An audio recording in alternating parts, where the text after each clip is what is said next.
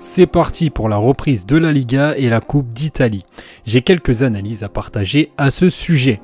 C'est une reprise, donc attention à vos mises. De toute manière, j'arrête pas de le répéter, c'est super important de comprendre que en ce moment, nous sommes dans une période difficile pour les paris sportifs. Et si tu n'es toujours pas abonné à la chaîne, je t'invite à le faire maintenant. Le premier match, c'est Grenade-Retafe que je vais présenter sous forme de My Match avec plusieurs pronos, histoire de changer un petit peu. En plus, on me l'a demandé.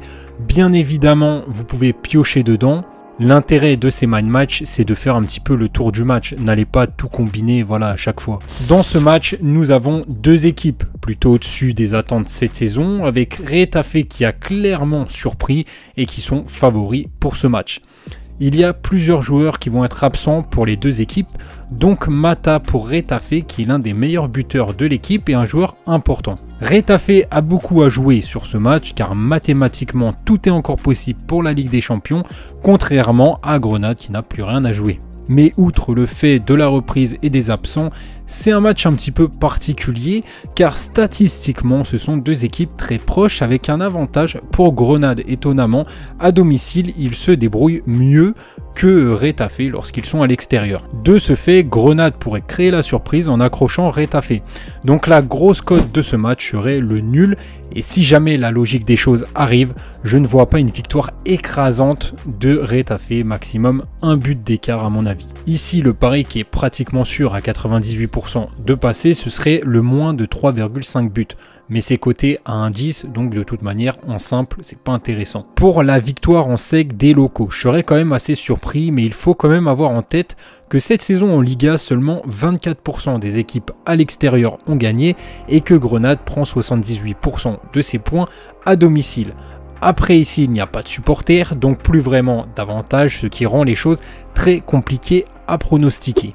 Pour Valence-Levante, je vois pas vraiment de surprise ici. En tout cas, j'ai pas trouvé d'éléments qui pourraient poser problème, si ce n'est la forme de Valence avant le confinement. Pour moi, Valence ne perd pas sur ce match. S'il y a un nul, ce serait plus à cause du manque de rythme des équipes. Et pour le dernier match de ce jour, Juventus-Milan. Je pense que la Juventus devrait gagner. C'est un match de coupe, donc toujours plus délicat à pronostiquer. On sait qu'il y a des surprises en coupe. Par contre, je vois un match fermé pour une reprise, avec ici aussi moins de 3,5 buts. Et on l'a vu dans les précédentes rencontres, ça ne marque pas beaucoup entre ces deux équipes. C'est pour cette raison que je propose quand même une double chance. Le Milan ne va pas se laisser faire aussi facilement et en plus on ne connaît pas la forme des deux équipes.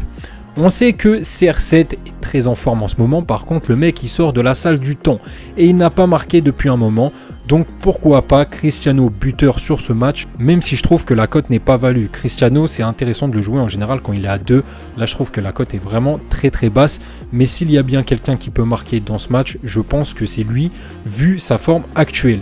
On a fait un petit peu le tour des matchs les plus importants de cette journée, il n'y a rien de super intéressant et on se retrouve bientôt. Salut l'équipe!